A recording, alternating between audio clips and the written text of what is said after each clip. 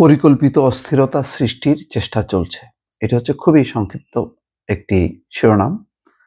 আজকে সরকারের ২ জন উপদেষ্টা এই কথা বলেছেন। ২ জন উপদেষ্টা যদি আজকে ব্রিফিং নাও করত, তাহলেও কিন্তু এটি সম্ভবত এখন আর কারোর বোঝার বাকি নেই যে, যেসব ঘটনা ঘটছে সবগুলো ঘটনার সাথে একটা যোগসূত্র আছে। একটি পরিকল্পিত নৈরাজ্য ছাড়া এইভাবে ঘটতে পারে না। গত ১ সপ্তাহের চালচিত্রটা দেখেন, একটার পর একটা বিরতিহীনভাবে কখনো ব্যাটারি শ্রমিকরা নামছে, কখনো এই কলেজ, ওই কলেজ, এই বিশ্ববিদ্যালয়, ওই বিশ্ববিদ্যালয় এবং খুবই তুচ্ছ তুচ্ছ ঘটনা নিয়ে ভয়ঙ্কর ভয়ঙ্কর নৈরাজ্য। এবং শেষ পর্যন্ত আজকে আমি এই উপসংহার যেটা টানতে চাই শুরুতেই, সেটি হলো যে ঢাকা শহরে আজকে যে হঠাৎ করে লোকজন ঢুকে গেল শাহবাগে,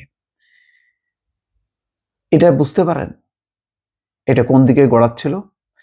তার মানে সরকার যেন ১ লক্ষ টাকা করে মিনিমাম একটা লোন দেবে, এই কথা বলে সারা দেশের লোকজনকে ডেকেছে। তারা লোন না পেয়ে তারা বিক্ষোভ করবে, নৈরাজ্য করবে, ভাঙচুর করবে, এমনিতেই চলছিল। ব্যাটারি শ্রমিকদের আজকে যাই হোক আদালত চট করে সিদ্ধান্ত পাল্টিয়েছে, ১ মাস স্থগিত করেছে যেই আদেশ হাইকোর্টের, যে ৩ দিনের মধ্যে অটোরিকশা বন্ধ করতে হবে, সেই আদেশটি সরকার আপিল করে দ্রুত বেগে এটি হস্তক্ষেপ করাতে জিনিসটা থেমেছে। কিন্তু আগে থেকে যে পরিকল্পনা ছিল, সেই পরিকল্পনা মতে যে একদিকে ব্যাটারি শ্রমিকরা নৈরাজ্য চালাবে, অন্যদিকে ছাত্ররা সংঘাতে লিপ্ত হবে এবং তার সঙ্গে সারা দেশ থেকে লোকজন জড়ো হবে। তো এরকম কিন্তু এবং একই সঙ্গে খেয়াল করেন যে একটি সাম্প্রদায়িক গোষ্ঠী ইসকন দেশব্যাপী তারা সংগঠিত করছে লোকজনকে। আজকে একজন গ্রেপ্তার হয়েছে চিন্ময় দাস নামে। তো এই গ্রেপ্তার, এই তৎপরতাটা এবং প্রত্যেকটা একটার সাথে একটা, দেখেন কোনোটা রাজনৈতিক দলের নামে না, কিন্তু সবগুলো হচ্ছে রাজনৈতিক দলের বাইরে। যেমন ইসকন, আপনি কি বলবেন যেটা অমুক দল না? তারপরে ঢাকা শহরে যে লোকজন ঢুকে গেল আজকে হঠাৎ করে, হাজার হাজার লোকজন ঢুকে গেল, এটা কি কোনো রাজনৈতিক দলের ব্যানারে? না, তাও না। আচ্ছা, হঠাৎ করে যে একজন শিক্ষার্থী মারা গেল ডেঙ্গুতে আক্রান্ত হয়ে, ছাত্ররা অভিযোগ করছে একটি কলেজের ছাত্র যে সে না, এটা হলো এটা স্বাভাবিক মৃত্যু না, এটা চিকিৎসায় অবহেলা হয়েছে। তো চিকিৎসা অবহেলায় মৃত্যু, এই অভিযোগ কি নতুন? নতুন না। এই অভিযোগে কি এইরকম বড় ধরনের ভাঙচুর হামলা হয়? হয় না, কিন্তু হয়ে গেল।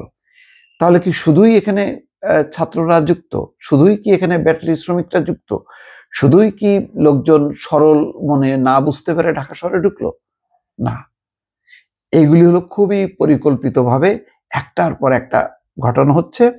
মূল উদ্দেশ্য একটাই, যে একটা অস্থিতিশীল, অর্থাৎ শেখ হাসিনা চলে যাবার পর যারা এসছে তারা সরকার চালাতে পারছে না, দেশ চালাতে পারছে না, একটা চরম নৈরাজ্য তৈরি করে মানুষকে ক্ষুব্ধ করে তোলা, যাতে মানুষ দলে দলে নেমে এই সরকারের পতন ঘটায়।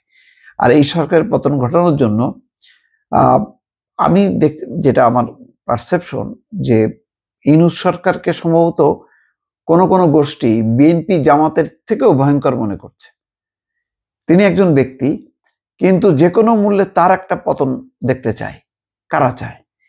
এই যে কারা চায়, এই প্রশ্নের জবাব আমি দর্শক দেব না, আপনারা ভিতর থেকে আবিষ্কার করেন, নিজের থেকে উত্তর খোঁজার চেষ্টা করেন। ইউনূসের পতন ঘটলে কত বড় ক্ষতি হবে, কত বড় সর্বনাশ হবে, শুধু এটাই হিসাব করেন। কেননা বাংলাদেশকে এখন আন্তর্জাতিকভাবে রক্ষা করার জন্য যে ধরনের একটা স্টল ওয়ার্ড দরকার, একটা বড় একটা ব্যক্তিত্ব দরকার, বড় একটা তার পরিচিতি দরকার, সেই জিনিসটাকে নীল করা দরকার। সেটাকে নীল করতে পারলেই কিন্তু মাঠ ফাঁকা হয়ে যায়। তখন নৈরাজ্য সৃষ্টি করা, বাংলাদেশের বিরুদ্ধে আন্তর্জাতিক নানা রকম কি বলে ব্যবস্থা নেয়ার এই কাজটা খুব সহজ হয়। কিন্তু ইউনূস হিমালয়ের মতন করে শক্তভাবে দাঁড়িয়ে থাকায় তারা আসলে পারছে না, যার কারণে এখন ইউনূসকে সরাতে হবে। এটাই হচ্ছে উদ্দেশ্য, যেটা বোঝা যাচ্ছে যে একটার পর একটা বিভিন্ন ইস্যু তৈরি করো এবং ছোট ছোট ঘটনা নৈরাজ্য সৃষ্টি করো। কেননা ছাত্রদের একটা অভ্যুত্থানের মধ্য দিয়ে মানে হয়তো কেউ কেউ মহল উৎসাহিত হয়েছে যে না, রাজনৈতিক দল লাগে না, যদি ঠিক মতো পয়েন্টে আঘাত করা যায় তাহলে নৈরাজ্য সৃষ্টি করে রাজনৈতিক দলের বাইরে সাধারণ মানুষ, জনগণ, জনতা, ছাত্ররা মিলে উৎখাত করবে, এরকম একটি মানে ধারণা তৈরি হয়েছে। এটা একদম ভুল পারসেপশন। তারপরেও এটা নিয়ে একটার পর একটা চেষ্টা করার ফলে যেটি হচ্ছে, মানুষ ক্ষুব্ধ হচ্ছে। আমি দর্শক নিজেও কয়েকটা ভিডিও করেছি, তাতে বলেছি যে কি হচ্ছে, সরকার কোনো খোঁজ খবর রাখছে না কেন। এটাও এখনো আমার কাছে একটা বিস্ময়কর ব্যাপার যে আগের দিন যেখানে ন্যাশনাল মেডিকেলে হামলা হলো, তারপরে কবি নজরুল সোহরাওয়ার্দীতে হামলা হলো, সেখানে পরের দিন তো স্বাভাবিকভাবে এই ছাত্ররা ক্ষুব্ধ হয়ে ওই যে কলেজের ছাত্ররা তারা হামলা করলো, সেখানে তারা হামলা চালাবে মোল্লা কলেজ।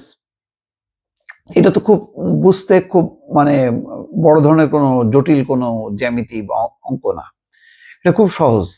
এই সমীকরণটা আইন শৃঙ্খলা রক্ষাকারী বাহিনী কেন মেলালো না, এটা আমি বুঝতে পারলাম না। 1 মাস ধরে সংগঠিত করা হচ্ছিল। ঢাকায় চলো একটা সংগঠন যে 1 লাখ টাকা লোন দেওয়া হবে, যারা যে সমস্ত পাচার টাকা বাইরে গেছে সেই টাকা আনা হচ্ছে এবং তোমাদেরকে লোন দেওয়া হবে, ঢাকায় এসে নাম রেজিস্ট্রি করতে হবে কোথায়, শাহবাগে। এই জিনিসটা মানে কেউই টের পাইল না, সব উপেক্ষা করে গেল। এটা একটা অবিশ্বাস্য মনে হয় আমার কাছে দর্শক। তো বোঝাই যাচ্ছে যে আজকে প্রশাসনে ভেতরে বাইরে মানে যারা নৈরাজ্য করতে চায় তাদের সাথে একটা যোগসাজশ আছে। যোগসাজশ আছে বলেই এত বড় একটা ঘটনা কিন্তু ঘটে গেল। এখন 2 উপদেষ্টা তারা সংবাদ সম্মেলন করেছেন, উপস্থিত ছিলেন রাজধানী ফরেন সার্ভিস একাডেমিতে। তারা হচ্ছেন দুইজনই সেই গণঅভ্যুত্থানের নায়ক নেতা, নাহিদ ইসলাম এবং আসিফ মাহমুদ। দুইজন ব্রিফিং এ ছিলেন। ব্রিফিং এ বলা হচ্ছে হামলা, ভাঙচুর ও মারধরের ঘটনায় যারা জড়িত তাদের বিরুদ্ধে আইনি ব্যবস্থা নেবে, এই ধরনের কার্যক্রম সহ্য করা হবে না। নাহিদ ইসলাম বলছেন বড় ধরনের পরিকল্পনা না থাকলে একদিনে এতগুলো ঘটনা কাকতালীয় না। তারা মনে করছেন এখানে নানা পক্ষের পরিকল্পনা আছে, সরকার সফলভাবে কার্যক্রম পরিচালনা করুক এটা হয়তো অনেকেই চাইছে না। বিগত ফ্যাসিস্ট সরকার নানাভাবে অপপ্রচার চালিয়েছে, পরিকল্পিতভাবে অস্থিরতা তৈরি করার চেষ্টা করছে। আমার কথা হলো যে উপদেষ্টারা এই কথা না বললেও কিন্তু গত কয়েকদিন থেকে নগরবাসী, সচেতন মানুষ কিন্তু বুঝতে পারছিল যে এইগুলি এমনি এমনি হচ্ছে না, একটা পরিকল্পনার অংশ হিসেবে এগুলি ঘটনা ঘটাচ্ছে। এখন সরকার কেন এগুলি দেখেও না দেখছে না, সরকার বুঝেও কেন বুঝছে না, সরকার কেন অ্যাক্টিভ রোল প্লে করতেছে না? এই ধরনের নৈরাজ্য প্রতিরোধে সরকার যদি অ্যাকশনে যায় তাহলে কি এর বিরুদ্ধে মানুষ ক্ষুব্ধ হবে? না, ক্ষুব্ধ হবে না। বরং অ্যাকশনে যে জনগণের নিরাপত্তা নিশ্চিত করা এবং রাস্তায় যাতে চলাচল যদি মানুষ করতে পারে, বরং মানুষ সরকারের উপর হ্যাপি হবে। এখন কেন করা যাচ্ছে না, কেন পারছে না, এটা এই রহস্যের উত্তর দর্শক আপনি আমি আমরা আমাদের কারোর জানা নেই। শুধু একটাই বুঝতে পারি, সেটা হলো যে এই ঘটনাগুলো কোনো কাকতালীয় ঘটনা না, এটা পরিকল্পিতভাবে ঘটানো হচ্ছে। দর্শক ভালো থাকবেন, আল্লাহ হাফেজ।